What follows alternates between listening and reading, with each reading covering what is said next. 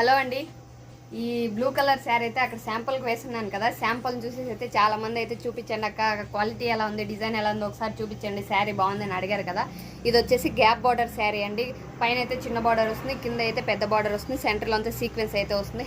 శారీ వచ్చేసి handloom saris, full సాఫ్ట్గా ఉంటుంది. హ్యాండ్లూమ్స్ అంటే బాగా ఐడియా ఉంటుంది కదా చాలా మందికి. హ్యాండ్లూమ్స్ అంటే ఇప్పుడు బాగా ట్రెండింగ్. దీంట్లో కలర్స్ అన్నీ చూపిస్తాను ఒకసారి.